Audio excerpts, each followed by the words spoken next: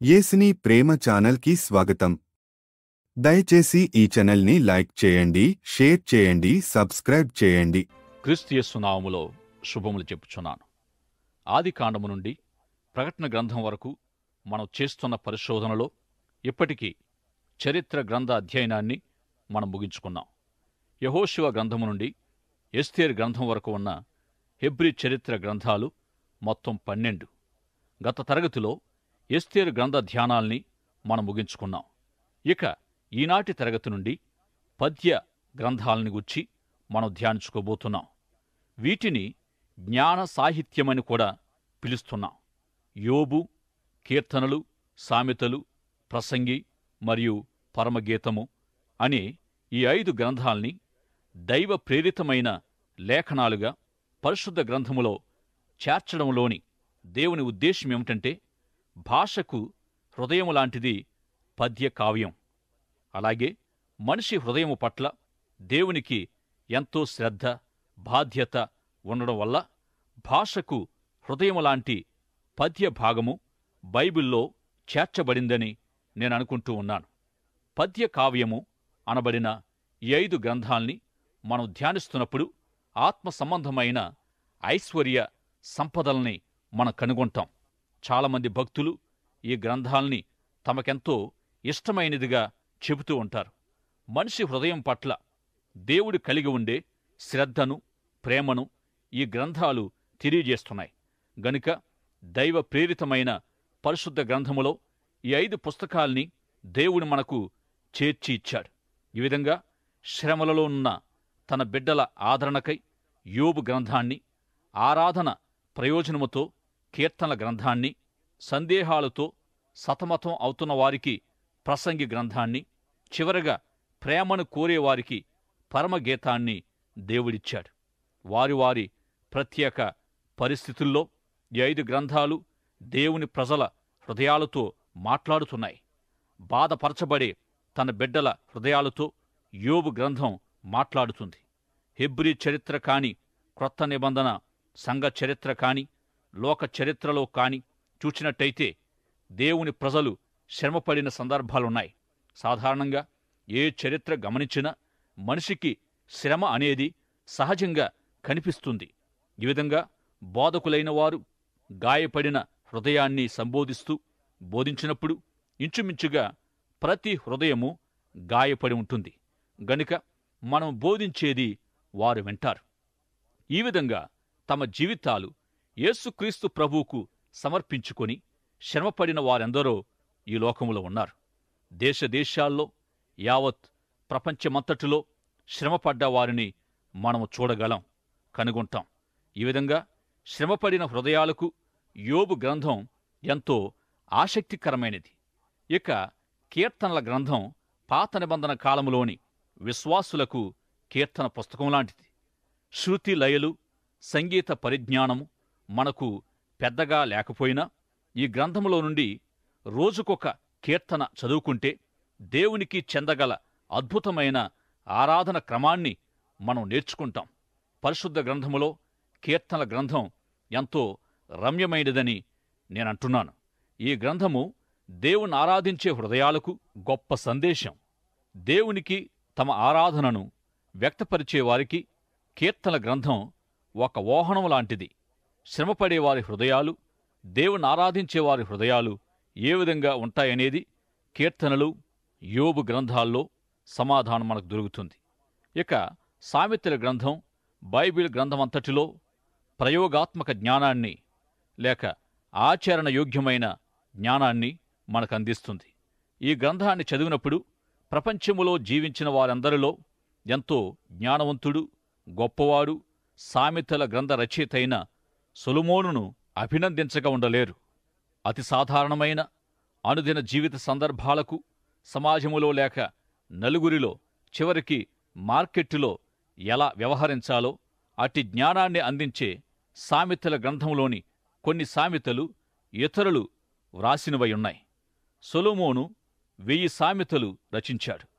అనుభవ జ్ఞానముతో పాటు లాభదాయకమైన జ్ఞానాన్ని ఈ గ్రంథం మనకందిస్తుంది.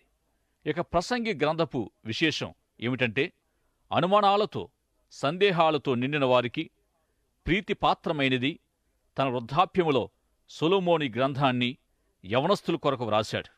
ప్రసంగి అనగా బోధకుడు. దీనిలో ముఖ్యంగా సొలొమోను వ్రాసిందేమంటే, నేను చేసినదంతా నీవు చేయవద్దు, నేను అనుభవించినదంతా లేక నేను పొందిన అనుభవమంతా నీవు పొందవద్దు, అట్టి దాన్నుండి నీకెలాంటి లాభము ఉండబోదు అంటూ ఉన్నాడు. జీవితం యొక్క అర్థము, ప్రయోజనము, ఉద్దేశము కనుగొనడానికి అతడే విధంగా కృషి చేసి ఆయా విషయాల్ని కనుగొన్నాడో అట్టి తన పరిశీలనలో అన్నిటినీ మనకు తెలియజేశాడు. ఇక తన ప్రజలు హృదయాల్లో ఉండే సందేహాలన్నీ దేవునికి తెలిసి ఉన్న కారణంగా ఈ గ్రంథము ద్వారా సందేహాత్మక సమస్యలకు సమాధానమిచ్చాడు.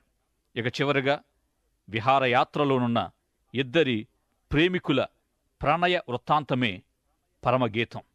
ఇదేమిటి, ఇలాంటి పుస్తకము బైబిల్లో ఉండడం ఏమిటి అని నీవు ఎప్పుడైనా అనుకుని ఉండొచ్చు.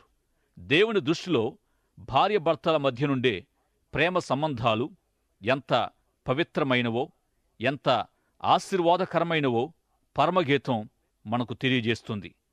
ప్రేమికులకు ఇది దైవ సందేశం. ఈ సందర్భంలో మన హృదయాల స్థితి దేవునికి తెలుసు. స్త్రీ పురుషులను సృజించి వైవాహిక జీవితానికి రూపకల్పన చేసినది దేవుడేనని ఈ గ్రంథ పఠనం ద్వారా మనం తెలుసుకోగలం. బైబిల్ గ్రంథ అధ్యయనమంతటి గుండా దేవునికి మన ఎడల గల శ్రద్ధ ఎంత గొప్పదో మనం తెలుసుకోగలం. ఈ విషయాన్ని ఆలోచిస్తూ మనలో మనము ఒక ప్రశ్న వేసుకోవాలి. దేవుడు మన ఎడల శ్రద్ధ కలిగి ఉన్నాడని క్లుప్తంగా చెప్పుకోవాలంటే ఆయన మన హృదయాల ఎడల శ్రద్ధ కలిగి ఉన్నాడని మనం తెలుసుకోవాలి. సామెతల గ్రంథం 4వ అధ్యాయము 23వ వచనం, అన్నిటికంటే ముఖ్యంగా భద్రంగా నీ హృదయాన్ని కాపాడుకొమ్మని దేవుని సలహా. ఇంకా చెప్పాలంటే నీ హృదయమంతటితో దేవుని యందు విశ్వాసముంచి దేవుని వెదకి ప్రేమించాలనే ఆయన ఆజ్ఞలో నీ పట్ల దేవుని ఉద్దేశమయుంది. నీ ధనమెక్కడ ఉంటుందో అక్కడ నీ హృదయం ఉంటుందని, హృదయము మోసకరమైనదని ప్రభువు మరియు ప్రవక్త అయిన యిర్మీయా హెచ్చరించారు. ఎందుకు? దావీదు తనను పరిశోధించి తెలుసుకొని నూతన హృదయాన్ని అనుగ్రహించమని, నీతి మార్గములో తనను నడిపించాలని దేవుణ్ణి అర్థించాడో అతని ఉద్దేశమేమిటి అంటే, దేవుని వాక్యము యథార్థ హృదయాన్ని గూర్చి లేక పాప హృదయాన్ని గూర్చి ఎల్లవేళలా మాట్లాడుతుంది. యేసు ప్రభు దీనమనసు గలవాడై సాత్వికము, దీనత్వమును గూర్చి తన యొద్ద మనము నేర్చుకోవాలని దేవుడు కోరాడు. మన హృదయములో ఉండే ఆలోచనలు, లక్ష్యాలు, ధ్యానాలను గూర్చి జాగ్రత్త కలిగి ఉండాలని వాక్యములో చదువుతాం. దేవుని వాక్యము మనకు నూతన హృదయము ఇవ్వడానికి ఎల్లవేళలా వాగ్దానాల్ని కలిగి ఉంది. దేవుడు పై రూపాన్ని కాక హృదయాల్ని చూస్తాడని, వెలుచూపును బట్టి పై రూపాన్ని బట్టి మనిషిని గౌరవించడం, గౌరవించకపోవడం గూర్చి వాక్యం మనల్ని హెచ్చరిస్తుంది. ఈ విధంగా పై రూపాన్ని బట్టి ఒక వ్యక్తిని గౌరవించకపోవడం లేక గౌరవించడం పాపమని దేవుని వాక్యము తేటగా చెబుతుంది. ఆయా విషయాలను, విలువలను దేవుని వాక్యం మనకు దేవుని కోణములో నుండి చూపిస్తుంది. పైకి కనిపించే పరిస్థితిని బట్టి కాక హృదయ స్థితిని బట్టి వ్యవహరించినప్పుడే దేవుని విలువల వ్యవస్థను మనం అర్థం చేసుకుని అట్టి విలువలను అనుకరిస్తూ వాటితో సంబంధం కలిగి ఉండగలం. ఇక హృదయము అనేది శరీర సంబంధమైనది కాక ఆత్మ సంబంధమైన అంశాలలో చేర్చబడింది. ఈ విధంగా హృదయ పరిస్థితిని గూర్చి మాట్లాడుతున్నప్పుడు ఆధ్యాత్మిక వ్యవస్థ అంతటిలో ప్రాముఖ్యత కలిగి ఉన్నది హృదయము లేక అంతరంగమనేది ఎంతో ఆశ్చర్యం కలిగిస్తుంది. ఇట్టి ప్రాముఖ్యమైన హృదయ అంతరంగాలను గూర్చి దేవుని వాక్యములో అనేక చోట్ల వ్రాయబడింది. హృదయము శరీరమంతటికీ రక్తాన్ని సరఫరా చేసే ఒక ముఖ్య అవయవంగా మాత్రమే పైకి కనిపిస్తుంది. ఒకవేళ గుండెను తెరచి చూచినట్లయినా రక్తముతో కూడిన ఎరుపు రంగులో కనిపిస్తుందంతే. కాని దీని పాప స్థితి బాహ్యంగా కనిపించదు. అయితే ఇర్మియా గ్రంథములో అది ఘోరమైన వ్యాధి గలది అని తెలియచేయబడింది గనుక ఇది రక్తాన్ని శరీర భాగాలకు అందించే సాధనం మాత్రమే అని తలంచకూడదు అనే విషయం దేవుని వాక్యము మనల్ని హెచ్చరిస్తుంది. ఈ విధంగా విలువల అద్దములో నుండి చూసి విషయాల్ని అర్థం చేసుకోవడములో ఈ కావ్య గ్రంథాలు మనకెంతో సహాయపడతాయి. 5 కావ్య గ్రంథాలు మనిషి హృదయముతో మాట్లాడుతూ, మనిషి హృదయాన్ని దర్శిస్తూ, మనిషి హృదయము కొరకే ఉద్దేశించబడి ఉన్నాయి. మనిషి హృదయాన్ని దేవుడు దర్శించినప్పుడు ఆ హృదయానికి అవసరమైన వాటిని గూర్చి వారితో మాట్లాడతాడు. ఈ విషయాన్ని అపోస్తుడైన పౌలు 2వ కొరింథీ పత్రిక 4వ అధ్యాయం 16వ వచనం ద్వారా స్పష్టంగా క్లుప్తంగా ఉన్నదున్నట్టుగా తెలియజేస్తూ ఉన్నాడు. ఈ వచనం విశ్వాసికెంతో ఆదరణ ఇస్తుంది. ప్రాణాంతకమైన క్యాన్సరుతో బాధపడుతున్న విశ్వాసికి ఈ వాక్య భాగము ఎంతో ఆదరణ ఇస్తుంది. మా బాహ్య పురుషుడు కృషించుచున్నాను, మా ఆంతర్య పురుషుడు దినదినము నూతనపరచబడుచున్నాడు. ఇది గొప్ప సత్యం. ఈ వాక్య భాగములో మనకు పైకి కంటికి కనిపిస్తూ ఒకటి, అంతరంగంగా మరొకటి, 2 వ్యక్తుల్ని లేక 2 వ్యక్తిత్వాలు మనం చూస్తాం. బాహ్య పురుషుడని పిలువబడేది శరీర సంబంధమైన వ్యవస్థ అయి కంటికి కనిపిస్తూ ఉంటుంది. ఈ శరీరము ప్రస్తుతం జీవిస్తూ కదలుతూ ఉండి తర్వాత ఒకానొక దినాన్న ఎప్పుడో ఒకప్పుడు ఒక గుడారం వలె మరిచివేయబడుతుంది. ప్రస్తుతం మనమంతా దేహమనే ఈ గుడారములోనే నివసిస్తున్నాం. గుడారము అనబడే ఈ మన దేహం మరిచివేయబడినప్పుడు లేక తీసివేయబడినప్పుడు పరలోక కోణములోనికి ప్రవేశిస్తాం. ఈ శరీరము లేక బాహ్య పురుషుడు నశించినప్పుడు నిత్యత్వ కోణములోనికి ప్రవేశించి జీవించేది ఆంతర్య పురుషుడు లేక ఆత్మ. ఆంతర్య పురుషుడనేది ఆత్మీయ జీవితానికి సంబంధించినదై ఉంటుంది. ఆంతర్య పురుషుని జీవితము కంటికి కనిపించనది, ఇహలోక సంబంధము కానిది, పారలౌకికమైనది, మానవ మేధస్సుకు అవగాహనకు స్పర్శకు అందనిది. ఇట్టి ఆంతర్య పురుషుడు లేక ఆత్మీయ జీవితము శరీర జీవితము కంటే ప్రాముఖ్యమైనది. శరీరముతోటి జీవితము 70 సంవత్సరాలు కావచ్చు, అధిక బలముంటే 80 సంవత్సరాలు అయినప్పటికీ అశాశ్వతమే. అయితే ఆత్మీయ జీవితము శాశ్వతమైనదై దేవుని దృష్టిలో శారీరక జీవితం కంటే ఎంతో ప్రాముఖ్యతను కలిగి ఉంది. ఇక ఆంతర్య పురుషుని అభివృద్ధి నిమిత్తమై దేవుడు కొన్ని సమయాల్లో బాహ్య పురుషునికి అలసటను కన్నీటిని అనుమతించవచ్చు. ఈ విధంగా బాహ్య పురుషుడు కృషించిన ఆంతర్య పురుషుడు నూతన పరచబడి శాశ్వత స్థాయిలో నిత్యత్వానికి సిద్ధపరచబడతాడు. ఈ ఆంతర్య పురుషుని ప్రత్యేకత ఏమిటంటే దేవుడు తన స్వరూపములో తన పోలికగా నరులను సృజించెనని లేఖనాల్లో చదువుతాం. యోహాను సువార్త 4వ అధ్యాయములో ప్రభు సమరే స్త్రీతో మాట్లాడుతూ దేవుడు ఆత్మయున్నాడని తెలియజేసి దేవుణ్ణి ఆరాధించేవారు ఆత్మసత్యాలతో ఆరాధించాలని యేసుప్రభువారు చెప్పారు. ఆత్మస్వరూపి అయిన దేవుణ్ణి ఆత్మసత్యాలతో దేవుని పోలికగానున్న ఆత్మ సంబంధిత అయిన మనిషి మాత్రమే ఆరాధించగలడు. ఈ విధంగా బాహ్య రూపాన్ని బట్టి మనిషి దేవుని స్వరూపము దేవుని పోలికగా చెప్పబడలేదు గాని ఆంతర్య పురుషుని బట్టియే చెప్పబడింది. ఈ సత్యాన్ని గ్రహించాలి. అలాగని దేవునికి ఒక స్వరూపము లేదా, చేతుల్లేవా అని గాదు. నేల నుండి ఇంత మట్టిని తీసి ఒక స్వరూపాన్ని చేసి దేవుడు తన జీవాయువును ఊదగా నరుడు జీవాత్మాయను. ఈ విధంగా మనిషి దేవుని జీవాన్ని కలిగి ఉన్నందున బాహ్య సంబంధమైన విషయాల కంటే ఆత్మ సంబంధమైన విషయాలకు ప్రాముఖ్యత ఇవ్వబడింది. మనిషి దేవుని జీవాన్ని పొందినందున నిత్యత్వానికి శాశ్వత జీవానికి చెంది ఉన్నాడు. ఆంతర్య పురుషుడు దేవుని విలువలతో సంబంధం కలిగి ఉన్నందున నీ ఆత్మ విలువలను నీవు లెక్కగట్టినప్పుడు ఆంతర్య పురుషుడు ఒకే విభాగాన్ని కలిగి ఉన్నాడా లేక అనేక విభాగాలు కలిగి ఉన్నాడా అనే ప్రశ్న మనలో మనం వేసుకోవాలి. ఈ ప్రశ్నకు సమాధానంగా మనిషి మొత్తం 3 భాగాలని చెప్పబడుతుంది. 1 దేహం, 2 ప్రాణం, 3 ఆత్మ.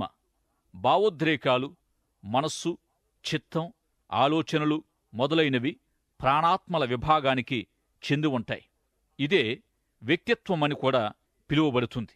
ఇక వ్యక్తిత్వమనగా క్రమపరచబడిన అనేక సుగుణాలు ఒక వ్యక్తిలో సంపూర్ణముగా స్వచ్ఛంగా పనిచేయగల వ్యక్తిత్వాన్ని లేక వ్యవస్థను ఏర్పరచడములో ప్రముఖ పాత్రను వహిస్తాయి. వ్యక్తిత్వము అనే మాటకు ఈ వివరణ ఎంతో విలువైనది మరియు కష్టతరమైనదని కూడా నేను అనుకుంటాను. ఈ విధంగానే ప్రతి వ్యక్తిలో ఒక వ్యక్తిత్వం అనేది ఏర్పడుతుంది. అయితే ఇట్టి వ్యక్తిత్వానికి అత్యవసరమైనది, ప్రాముఖ్యమైనది ఏది? లోకము దీనికి ఎట్టి అర్థాన్ని, నిర్వచనాన్ని కలిగి ఉంది. ఇక వ్యక్తిత్వం అనేది ఆంతర్య పురుషునిలో ఒక ముఖ్య భాగమయుంది. వ్యక్తిత్వం కూడా ఆత్మ సంబంధమైనదయుంది. ఒకవేళ ఆంతర్యాన్ని 10 విభాగాలుగా చేసినా అదంతా ఆత్మ సంబంధమైన జాబితాలోనికే వెళ్తుంది. ఈ విధంగా మనిషి యొక్క జీవన వ్యవస్థంతా ఆత్మ సంబంధమైనదే కదా. అయితే పౌలు బాహ్య పురుషుడు, ఆంతర్య పురుషుడు అను 2 భాగాలుగా మనిషిని విభజించాడు. బాహ్య పురుషుడు తాత్కాలికమైన వాడుగా ఉన్నాడు. అయితే ఆంతర్య పురుషుడు దేవుని పోలిక, దేవుని స్వరూపాల్లో చేయబడి నిత్యమైన వాడిగా ఉన్నాడు. దేవుని పోలిక, దేవుని స్వరూపాల్లో సృజించబడినట్టుగా చెప్పబడేవాడు ఆంతర్య పురుషుడే గనుక మన ఆంతర్య పురుషుడు లేక మన వ్యక్తిత్వాలు దేవునిచ్చే విలువైనవిగా ఎంచబడినట్లు భావించాలి. ఈ విధంగా పాత నిబంధనలోని 5 కావ్య గ్రంథాలు మనిషి హృదయముతో మాట్లాడుతూ, మనిషి హృదయాన్ని దర్శిస్తూ, మనిషి హృదయము కొరకే ఉద్దేశించబడి ఉన్నాయి. ఆంతర్య పురుషుడు, బాహ్య పురుషుడు అనే దానికి మరొక తలంపు, మరొక నిర్వచనము ఇక్కడ ఇవ్వబడుతుంది. ఆంతర్య పురుషుడు వాస్తవమైనవాడు. ఇట్టి శాశ్వతమైన, వాస్తవమైన ఆంతర్య పురుషుని భరిస్తూ, మోస్తూ ఉండేది బాహ్య పురుషుడు. ఆంతర్య పురుషుని వ్యక్తపరుస్తున్నది బాహ్య పురుషుడు. ఉదాహరణగా హృదయములో నిండి ఉండు దానిని నోరు తెలియజేస్తుంది. హృదయము పైకి కనిపించక లోపల ఉంటుంది. అయితే ఆ లోపల ఉన్నదానిని నోరు బయటపెడుతుంది. అంటే హృదయానికి నోరు ప్రాతినిధ్యం వహించి భరిస్తూ, మోస్తూ ఉంది. ఇక ఆంతర్యములో ఏవేవి నిండి ఉంటాయో అవి బాహ్య ప్రవర్తనలో బయటికి వస్తాయి. మాటలు, క్రియలు లోపల ఉన్న దాన్ని బట్టియే ఉంటాయి. పైకి వ్యక్తపరచబడే మాటలు, జరిగే క్రియలు ద్వారా లోపల ఆంతర్యములో ఏ విధంగా ఉంటుందో తెలుసుకోగలం. ఇందుకే దావీదు, దేవా, నా అంతరంగములో స్థిరమైన మనసును నూతనముగా పుట్టించుమని దేవునికి ప్రార్థించాడు. ఈ విధంగా హృదయములో నూతన కార్యము జరిగినప్పుడే బాహ్య ప్రవర్తనలో దేవుణ్ణి సంతోషపరచగలం. తమ ఆంతర్య పురుషునిలో ఇట్టి మార్పును పొందిన ప్రభు శిష్యులు, ప్రభువును అనుసరించేవారు ఇతరులను మార్చగలిగి ఉంటారు. ఇది లేఖనాల్లో వ్రాయబడిన సత్యమయుంది. విశ్వాసులు కూడా వారి మట్టుకు వారు నిరంతరము మార్పు చెందుతూ సంపూర్ణమైన మార్పు కొరకు ఎదురు చూస్తూ ఉంటారు. అయితే అదే ప్రక్క ఎప్పటికీ మార్పు చెందలేని హృదయాల్లో గ్రొచ్చబడే విధంగా దేవుని వాక్యం వారిని గద్దిస్తుంది. ఇర్మియా గ్రంథము 13వ అధ్యాయము 23వ వచనములో, కూషు దేశస్థుడు తన చర్మమును మార్చుకొనగలడా? చిరుతపులి తన మచ్చలను మార్చుకొనగలదా? మార్చుకొనగలిగిన ఎడల కీడు చేయుటకు అలవాటు పడిన మీరును మేలు చేయ వల్లపడును. అయితే తమ స్వచిత్తానుసారంగా మార్పు చెందమని దేవుడెవరిని కోరడం లేదు. అసలు స్వచిత్తములో లేక మానసిక బలముతో మార్పు చెందడం లేక మార్పు చెందకపోవడం కాసేపు ఓ ప్రక్కన పెట్టి మన మానసిక స్థితిని గూర్చి ఆలోచిస్తే మనిషికి మానసిక బలం ఏమీ లేకపోగా అసలు మానసిక వ్యవస్థ మొదలే బలహీనమని గ్రహించుకోగలం. ఈ సత్యాన్ననుసరించి ఇట్టి మార్పు కొరకు మన ఆంతర్యములో ఒక అద్భుతం సంభవించాలి. లేఖనాలు బోధించే మార్పు మనము కష్టపడి సొంత కృషితో మార్పు చెంది నూతన జీవితం జీవించాలని కాదు. అయితే దేవుని వాక్యము మన ముందుంచిన షరతు ఏమిటంటే, మీ మనసు మారి నూతనం కావడం ద్వారానే రూపాంతరము చెందండి. ఇక మీకు మీరుగా మార్పు చెంది మంచివారు కండి అనేది సువార్త కానే కాదు. అయితే దేవుడు నిన్ను రక్షించగలడు అనేది శుభవార్త. ఈ విధంగా దేవుని వాక్యం మనలను దేవుని వలననే మార్పు చెందుమని హెచ్చరిస్తుంది. ఇట్టి మార్పు మొదటిగా ఆంతర్య పురుషునిలోనే ప్రారంభం కావాలి. మొదటిగా ఆంతర్య పురుషునిలో మార్పు సంభవించినప్పుడు ఆ ప్రభావము బాహ్య పురుషునిలో వ్యక్తమవుతుంది, బహిర్గతమవుతుంది. ఇక తరచుగా మన సంఘాల్లోని న్యాయ విధానం ఏమి చేస్తుందంటే, మనుషులలో మార్పు బయట నుండి ప్రారంభం కావాలన్నట్టు ఒత్తిడి చేస్తుంది. కాని అది సరికాదు. పుస్తకాల్లో వ్రాయబడిన ఆయా నియమ నిబంధనలైతే ఒక వ్యక్తి ఏమేమి చెయ్యాలి, ఏవి చేయకూడదు అని నిర్ణయిస్తుంది. న్యాయ విధానాన్ని అనుసరించి బయటి నుండి బాహ్య పురుషుని నుండి మార్పు ప్రారంభం కావాలనేది కాక, ఆంతర్య పురుషునిలో మార్పును దేవుని వాక్యం బోధిస్తుంది. ఆంతర్యములోని మార్పు యొక్క ఫలితాలు బాహ్య పురుషునిలో కనిపిస్తాయి. మనము ఆంతర్య పురుషునిలో మార్పు చెంది మనం పొందిన మార్పును బాహ్య పురుషునిలో కనుపరచాలని దేవుడు మన ఎడల గొప్ప ఆశ కలిగి ఉన్నాడు. ఈ కారణంగా హృదయం యొక్క భాషను తెలియజేసే 5 కావ్య గ్రంథాల్ని దేవుడు మనకిచ్చాడు. ఈ 5 పద్య గ్రంథాల్ని మనం చదువుతూ ఉండగా హృదయ మార్పు మరియు యథార్థమైన విశ్వాసము మరియు దేవుని గూర్చిన అనుభవము మొదలైన సత్యాల కొరకు ఈ 5 కావ్య గ్రంథాలు మనకెంతగానో సహాయపడగలవు. సమస్యలు, శ్రమ సందర్భాలలో యోబు గ్రంథం గాయపడిన హృదయాలకు దేవుని ప్రేమనందిస్తుంది, ఆదరిస్తుంది. దేవుని ప్రేమించి ఆయన్ను ఆరాధించి దైవ సన్నిధిని అనుభవించడానికి ఆశించేవారికి కీర్తనల గ్రంథం సహాయకరంగా ఉంటుంది. అనుదిన జీవితానికి, సమాజములో మనుషుల మధ్య మసలుకోవడానికి అవసరమైన ప్రయోగాత్మకమైన జ్ఞానాన్ని సామెతల గ్రంథం మనకందిస్తుంది. జీవితములోని ఆయా విషయాల పట్ల ఆసక్తిని తెలుసుకోవాలనే ఆశను, పరిశోధన దృక్పథాన్ని కలిగినవారు ప్రసంగి గ్రంథాన్ని ఇష్టపడతారు. జీవితం పట్ల గొప్ప ప్రేమను లేక ఆశను కలిగినవారు పరమగీత గ్రంథాన్ని ప్రేమతో సమీపిస్తారు. ప్రియ సోదరుడా, సోదరి, నీ ఆంతర్యములో మార్పు జరిగిందా? నీ హృదయము నూతన పరచబడిందా?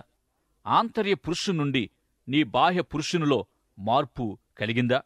ఇంకా లేనట్లయితే దేవుడు నిన్ను మార్చగోరుచున్నాడు. నేడే నీవు ఆయనతో మాట్లాడు, ప్రభువును ప్రార్థించు. దైవాశీస్సులు. ఆమేన్. దయచేసి ఈ ఛానల్ని లైక్ చేయండి, షేర్ చేయండి, సబ్స్క్రైబ్ చేయండి.